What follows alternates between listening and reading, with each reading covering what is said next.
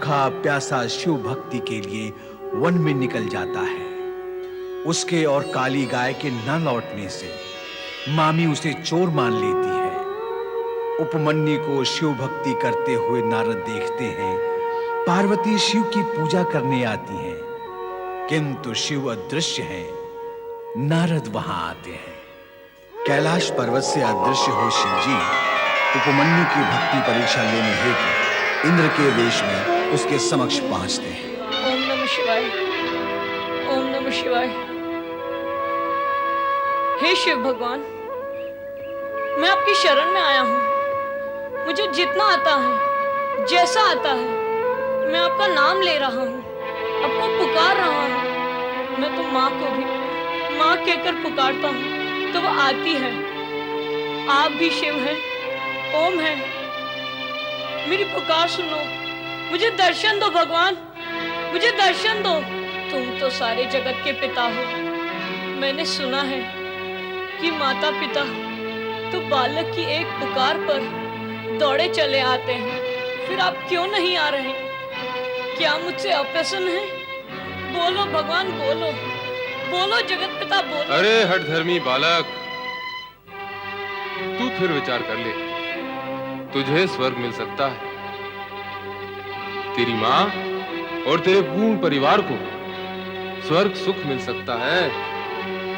आप यहाँ भी आ गए? तेरी भलाई के लिए। तेरी माँ को स्वर्ग सुख मिलेगा तो तेरा पुत्र धर्म सफल हो जाएगा। और धर्म की सफलता से बढ़कर अन्य क्या कर्म और उपलब्धि हो सकती है रे बालक?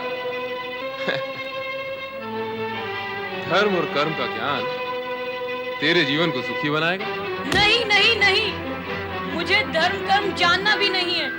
मुझे केवल शिव दर्शन चाहिए। शिव दर्शन, शिव दर्शन।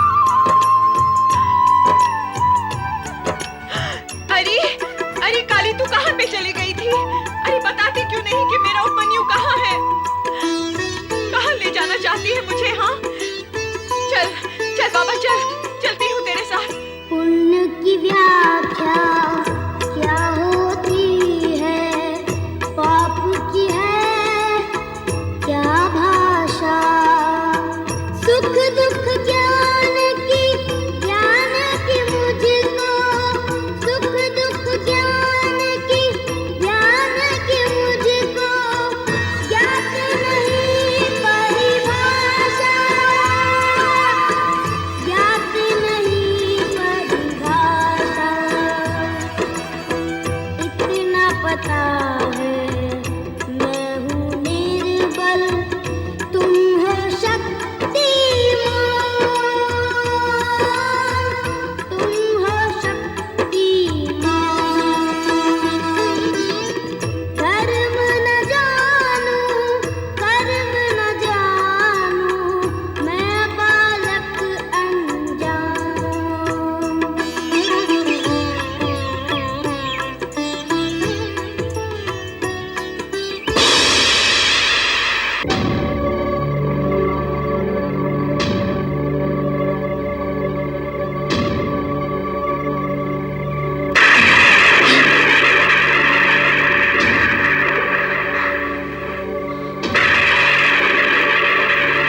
भोलेनाथ, मेरी रक्षा करो।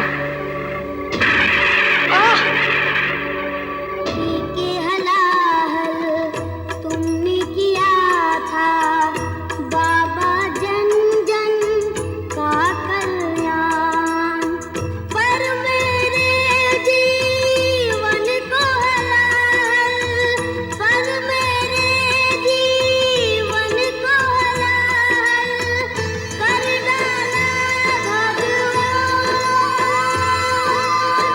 कर डाला भगवान।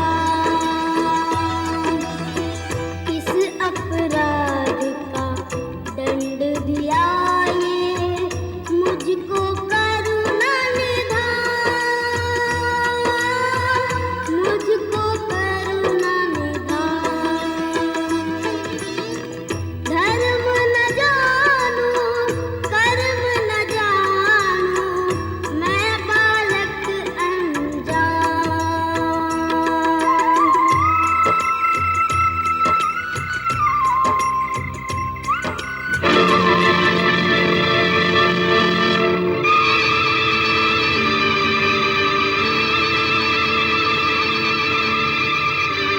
नहीं, नहीं,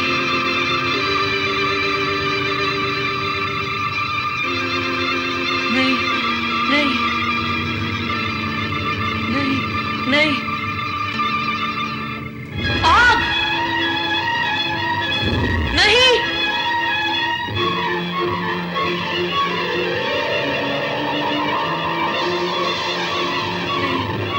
नहीं, नहीं! आग!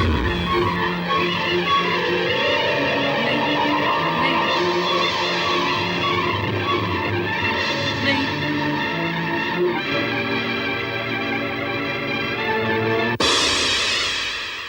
तुम तो सबके नाथ हो भोले, मुझको अनाथ तुमने किया क्यों? जो न किसी के संग किया वो, जो न किसी के संग किया वो, मेरे साथ किया क्यों? मेरे साथ किया क्यों? देव तुम्हारे लिए तो जग में सब हैं एक समान, सब हैं एक समान। धर्म न जानू, कर्म न जानू, मैं बालक अनजान। इतना जानू मैं हूँ तुम्हारी भोले एक संतान, भोले एक संतान, भोले एक संतान, भोले एक संतान।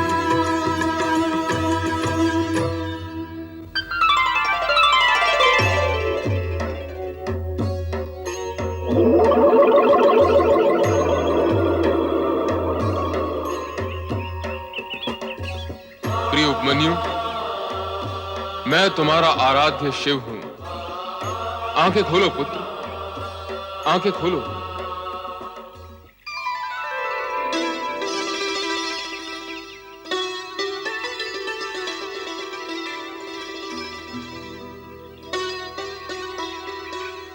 प्रभु, मेरे भोलेनाथ। प्रिय भक्त उपमन्यु, मेरे द्वारा ली गई कठोर से कठोरतम परीक्षा में तुम खरे उतरे हो। इस अल्प आयु में निरे बालक होते हुए भी तुमने स्वर्ग के प्रलोभन तक को ठुकरा दिया। मुझे तुम जैसे संतोषी प्राणी ही प्रिय हैं। मैं तुमसे अत्यंत प्रसन्न हूं। तुम्हारा नाम नैष्टिक शिव भक्तों में अमर रहेगा। भोलेनाथ की जय हो। आओ पुत्र उपमन्यु, पितृभाव से मैं तुम्हें हृदय से लगाने के लिए उत्सुक हूं। प्रभु, आओ पुत्र उपमन्यु।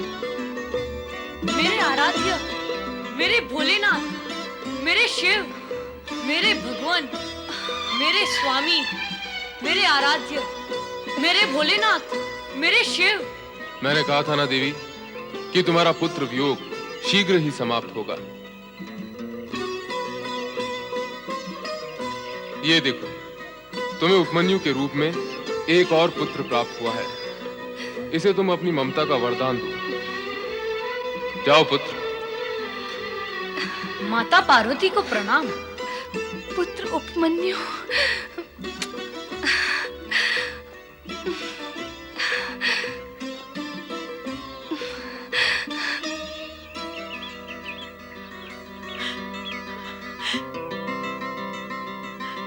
पुत्र उपमन्यु, पुत्र। माँ, कहाँ था रे तू?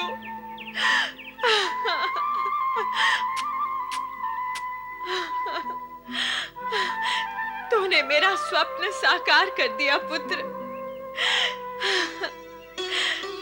स्वयं भगवान शिव और माता पार्वती ने तुझे अपना पुत्र स्वीकार किया है।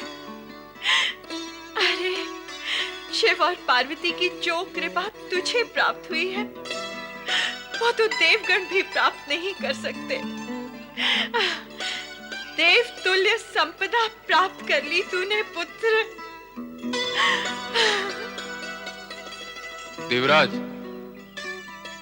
आज तो आप प्रसन्न मुद्रा में हैं, किंतु इससे पूर्व जब आप आए थे तब आपके मुख पर भय और चिंता व्याप्त थे।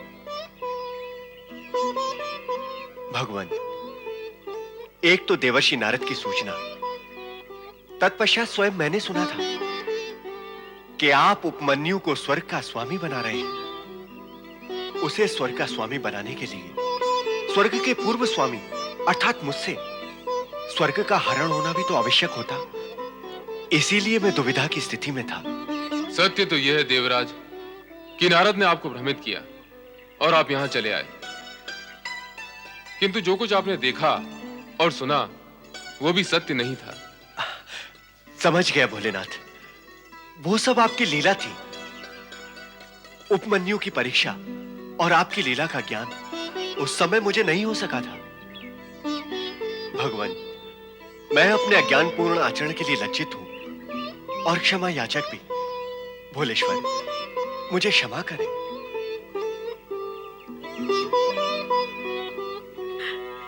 माता पार्वती और भगवान शिव को मेरा प्रणाम। भगवान, मेरे पुत्र उपमन्यु ने दरिद्रता में जन्म लिया और दरिद्रता में ही पला। इसने घोर कष्ट सहे हैं दीनानाथ। सुख के नाम से तो कभी इसका परिचय ही नहीं हुआ। दूध पीने की इसकी इच्छा मैं कभी पूरी नहीं कर सकी। भगवान, देविका, तुमने अपने पुत्र से कहा था कि शिव की आराधना करने से उसे दूध का सागर प्राप्त होगा। तुम्हारी इसी वाणी को सत्य प्रमाणित करने के लिए हम इसी समय उपमन्यु को क्षीर सागर प्रदान करते हैं, जो कभी भी समाप्त नहीं होगा। आओ मेरे साथ।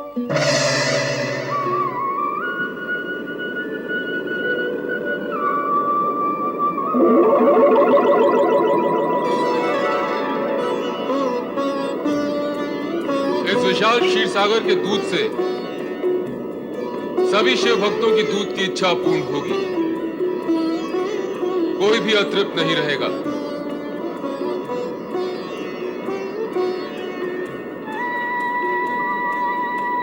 पुत्र, मैं तुम्हें अक्षय वरदान देती हूँ कि तुम चिर कुमार रहकर शिव भक्ति तथा ज्ञान के प्रकाश द्वारा जन जन में भक्ति और सद्भावना का प्रचार प्रसार करते रहोगे।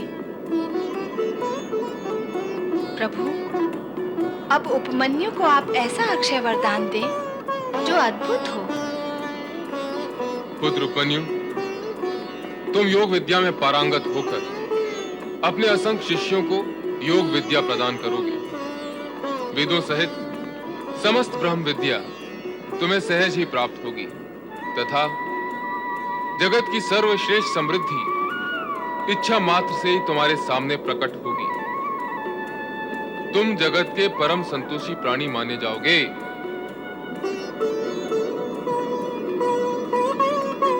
प्रभु, आपकी कृपा के अतिरिक्त अन्य मुझे कुछ भी इच्छा नहीं है। ओम नमः शिवाय। प्रणाम देवेश्वर, प्रणाम माता। आपके दर्शन हुए और क्या देवर्षि? और यही माता कि आपके साथ साथ आपके इस भाग्यशाली पुत्र के भी दर्शन हो गए, जो भाग्य के विषय में देवगण से अधिक भाग्यशाली सिद्ध हुए हैं। हाँ नारद, उपमन्यु के रूप में पार्वती को एक और पुत्र की प्राप्ति हुई है। केवल माता पार्वती को? नारायण नारायण। प्रभु, माता पार्वती जिसकी माता है उसके पिता भी तो आप ही हैं। आप दोनों को पुत्र प्राप्ति के लिए बधाई हो। तुम्हारी बधाई तो हम ग्रहण कर लेंगे नारद, किंतु तुम्हारी लीला अत्यंत कष्टकारक होती है। मेरी लीला? नारायण नारायण। हे त्रिकालदर्शी, लीलाकारी तो आप हैं, मैं कहाँ ये लीला वीला जानता हूँ। जानते ही नहीं, तुम लीलाएं करते भी हो। तुमने हमारा इंद्र रूप देखकर इंद्र को भयभीत कर दिया था। देवराज इंद्र की सभी इंद्रियां डामाडोल हो गई थी। वो सब कुछ तो अब सिमट चुका है, किंतु अब उपमन्यु को हमारे पुत्र के रूप में देखकर तुम कहीं कार्तिकेय और गणेश को भ्रमित मत कर देना। नारायण नारायण।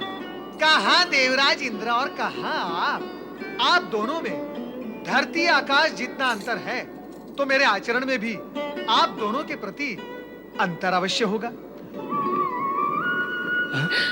प्रभु, मेरा विचार है अब आपसे आज्ञा लेनी चाहिए।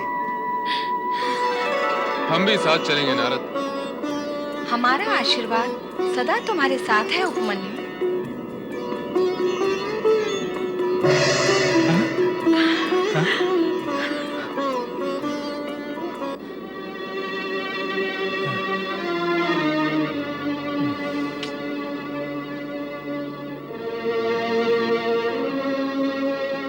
हमें क्षमा कर दो बहन, मैंने तुम्हें कभी भी कष्ट देना नहीं चाहा, फिर भी मैं तुम्हारा दोषी हूँ। मुझे क्षमा कर दो बहन। नहीं भाई, सारा दोष तो मेरा है, अपराधिनी तो मैं हूँ। तुम दोनों को मैंने बहुत दुख दिए हैं। अपने पिता की संपत्ति पर गर्व करके आप सब लोगों का मैंने अपमान किया। मुझे क्षमा कर दो देविका बहन, मुझे क्षमा कर दो। मामा जी और मामी जी, आप दोनों व्यर्थ ही चिंता कर रहे हैं। जो कुछ हुआ, जो हो रहा है और जो होगा, वह सब भगवान शिव की कृपा से हुआ है। वे मेरी परीक्षा ले रहे थे। वे अप्रत्यक्ष परीक्षक थे और आप प्रत्यक्ष। परीक्षा पूर्ण हो चुकी है। अब आप अपने आप को दोषी न माने। सब प्रसन्न हैं, आप भी प्रसन्न रहिए। मेरी तो भगवान शिव से यही प्रार्थना है कि आपको भी वही सुख संपत्ति प्राप्त हो जो आपको कभी सुलभ नहीं हुई।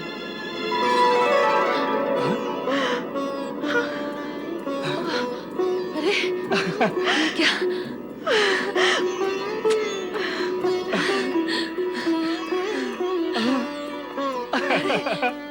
हम तो राजा रानी बन गए और अपना बेटा राजकुमार।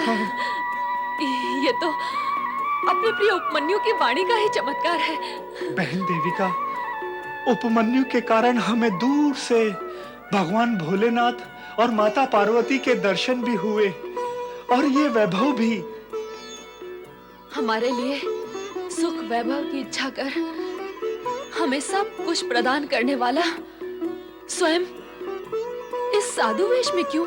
इसलिए मामी, अब मैं और माँ आश्रम बनाकर भगवान शिव की आज्ञानुसार ब्रह्म विद्या का प्रचार करेंगे। ओम नमः शिवाय।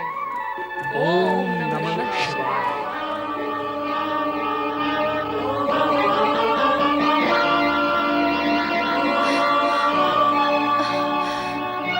अचानक ये ध्वनि, ये कंपन, हाँ माँ, ये कैसा कंपन है? अद्भुत है ये ध्वनि और कंपन।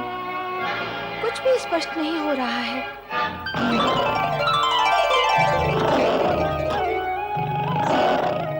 प्रणाम।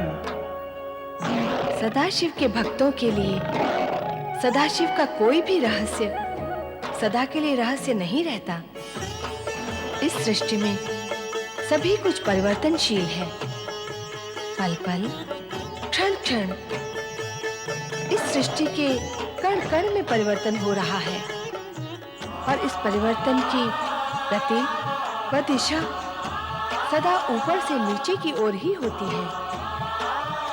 इस सृष्टि में व्याप्त अनाचार, अत्याचार, अनीति व अन्याय को समाप्त कर लोक हित में मानव कल्याण के लिए ही ये परिवर्तन होते हैं। इसीलिए सात्विक शक्तियां भव्य एवं विराट रूप धारण करती रहती हैं। कैसी भव्यता, कैसा विराट रूप! इसका प्रत्यक्ष ज्ञान और अनुभव तो कैलाश पर जाकर ही होगा।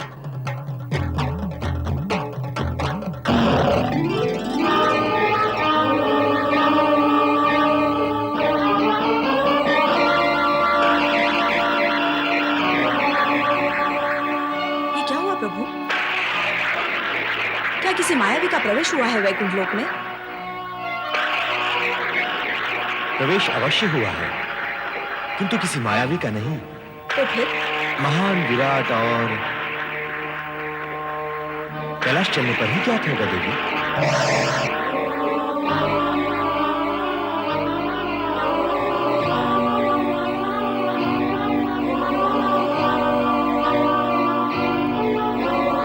देवी सरस्वती, क्या जिस दिव्य स्पर्श का अनुभव मैंने किया है वैसा ही तुमने भी किया है? हाँ स्वामी, हुआ तो है, पर ये है क्या? इसका उत्तर तो कैलाश पर जाकर ही मिलेगा।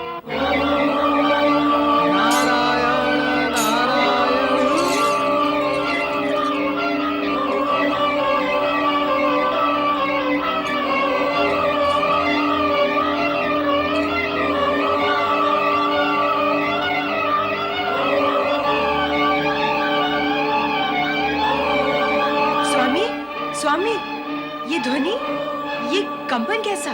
गुरुदेव, गुरुदेव, क्या आपने भी इसे अनुभव किया? हाँ देवराज, मैंने और आपने ही नहीं, ये कंपन जगत के प्रत्येक प्राणी ने अनुभव किया। हाँ गुरुदेव, मुझे भी अनुभूति हुई है। ऐसा प्रतीत होता है कि दिव्य तरंगों ने मेरा भी स्पर्श किया है। अर्थात ये कंपन हम सभी ने अनुभव किया है। गुरुदेव, ये कंपन, ये अनुभूति, ये दिव्य स्पर्श है क्या? इसका स्पष्ट ज्ञान तो कैलाश पर चलकर ही होगा देवराज। फिर तो हमें शीघ्र ही कैलाश चलना चाहिए। हाँ स्वामी, हमें वहाँ चलना ही चाहिए। हर हर महादेव, हर हर महादेव, हर हर महादेव, हर हर महादेव।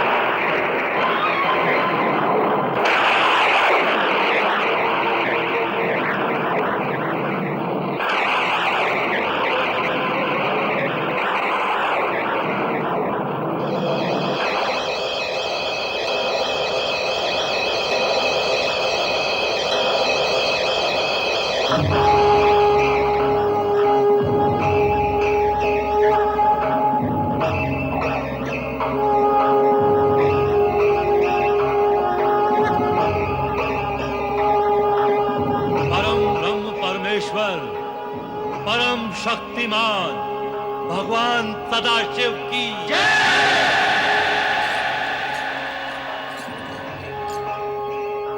किंतु परमपिता, नारद, सृष्टि में और अधिक भव्यता का निर्माण होगा। हाँ नारद, लोक कल्याणकारी कार्यों की वृद्धि के लिए देवादिदेव ने भव्य एवं विराट स्वरूप धारण किया है। जगत में सात्विकता के प्रति आकर्षण उत्पन्न करने के लिए एवं प्रकृति को विराट बनाने के निमित्त स्वयं सदाशिव विराट बने। परम शक्ति स्वयं को विराट, भव्य और अधिक विस्तृत करेगी, तभी भव्यता और विस्तार संभव होगा। किंतु आश्चर्य का कोई कारण ही नहीं है। लोक कल्याण, सात्विकता और विराट सत्य के प्रसार के लिए इस विराट रूप का संकेत आप सभी को प्राप्त हो चुका है। आप सभी भली भांति जानते हैं कि सृष्टि के सुचारू संचालन के लिए हम सभी को समय समय पर विभिन्न प्रकार की लीलाएं करनी पड़ती हैं। ये स्वरूप भी ऐसी ही लीला का एक भाग है। इसका उद्देश्य केवल यह है कि जगत में पुण्य, धर्म, सदाचार और सत्कर्मों में वृद्धि हो। तो भगवान, क्या भविष्य में ऐसा कुछ घटित होने की संभावना है जो कि इस जगत के लिए चिंता एवं विपदा कारक होगा? देवराज, इस सत्य को स्वीकार करना ही होगा कि तामसिकता की उत्तरोत्तर वृद्धि से जगत में देव और मानव दोनों ही त्रस्त और ग्रस्त हैं।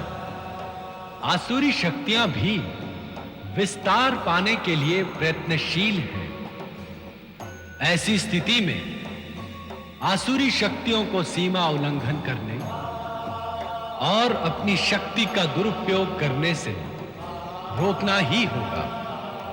जब जब तामसिक शक्तियां देव अथवा मानव को कष्ट और हानि पहुंचाने की चेष्टा करेंगी, तब तब मेरा ये स्वरूप उनका विनाश करेगा। कैलाशपति परम शक्तिमान भगवान शिव शंकर की जो हुआ है, जो हो रहा है और भविष्य में भी जो होगा, अच्छा ही होगा, लोक हित में होगा, प्राणी मात्र के सुख, संतोष की वृद्धि के लिए होगा। त्रिपुरारी भगवान शिव शंकर की त्रिलोकीनाथ देवादिदेव भगवान भोलेनाथ की कैलाशपति रुद्रावतार नीलकंठेश्वर की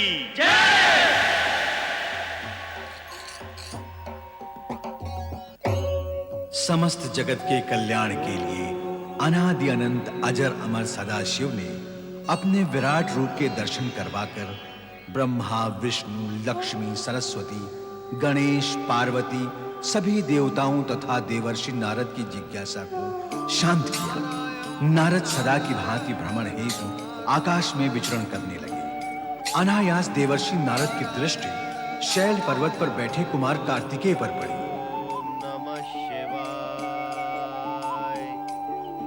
ओम नमः शिवाय।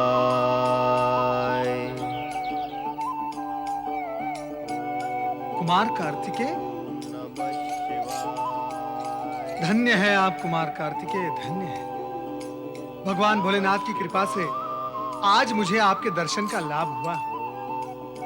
उनका तो कहना यही था कि मैं आपसे भेंट ही ना करूं, किंतु उनका अभिप्राय मुझे आपके दर्शन से वंचित रखना तो कदापि नहीं था।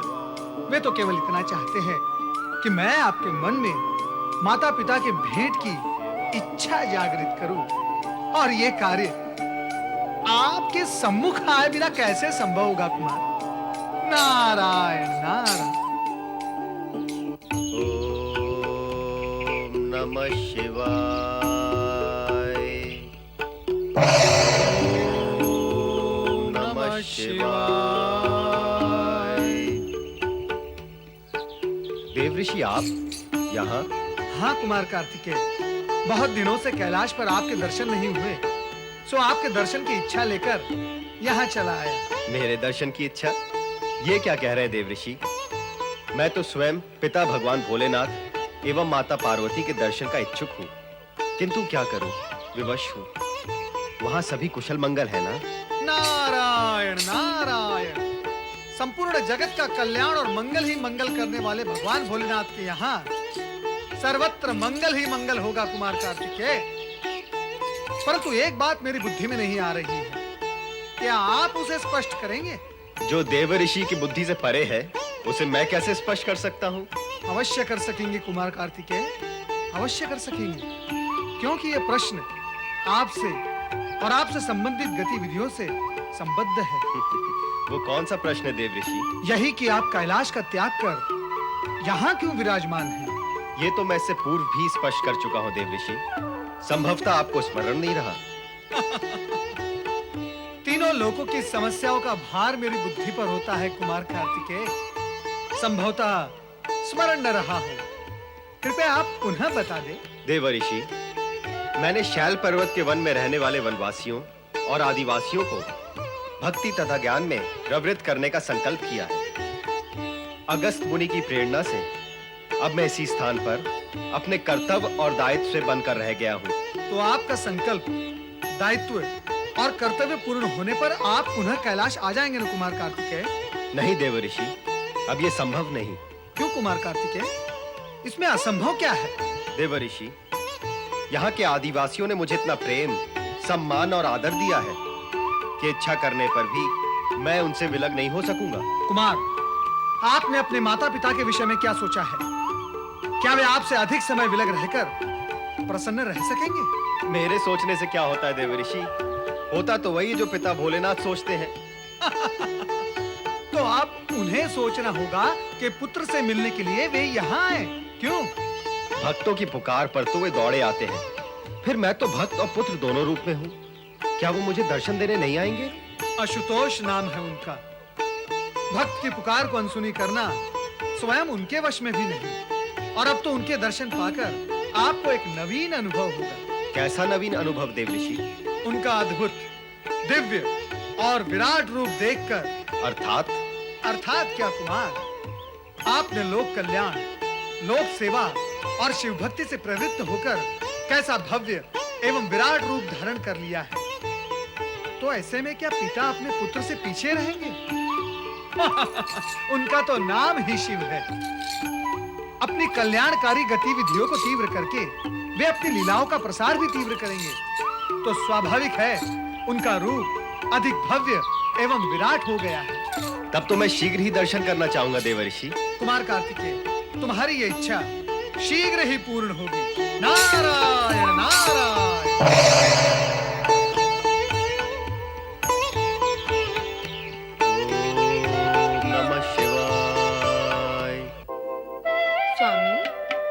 नारद अभी तक नहीं लौटे? हाँ देवी, समाचार प्राप्त करने और पहुंचाने में अति प्रवीण नारद निश्चित रूप से अब तक कार्तिकेय के पास पहुंच चुके होंगे। अब तक केवल वहां पहुंचे होंगे? मेरा विचार था कि वे यहाँ पहुंच रहे होंगे। पूरी बात सुने देवी। नारद अब तक ये भी जान चुके होंगे कि कार्तिकेय हमसे मिलने के लिए व्यग्र है। व्यग्र तो हम भी हैं कार्तिकेय से मिलने के लिए। तो फिर हम ही चलते हैं कार्तिकेय के पास। और नारद जो संदेश लेकर आने वाले हैं? संदेश तो हमें मिल ही चुका है देवी। हम क्या नारद का संदेश पाकर गतिमान होंगे? वो यहाँ पहुंचे इससे पूर्व ही हमें प्रस्थान कर देना चाहिए। यदि आपकी ऐसी इच्छा है तो चलिए प्रभु। मैं स्वयं कार्तिकेय से मिलने के लिए अत्यधिक उत्सुक हूँ। चले प्रभु।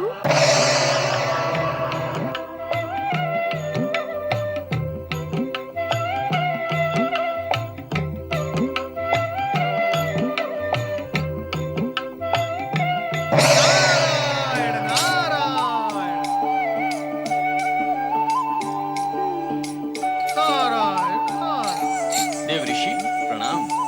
देवऋषि, भगवान भोलेनाथ और माता पार्वती न जाने कहाँ अदृश्य हो गए, क्या आपको ज्ञात है? नंदी महाराज, भोलेनाथ अदृश्य होकर जहां भी गए हैं, उन्हें खोजता हुआ मैं वहां अवश्य पहुंच जाऊंगा। नारायण नारायण। ओम नमः शिवाय।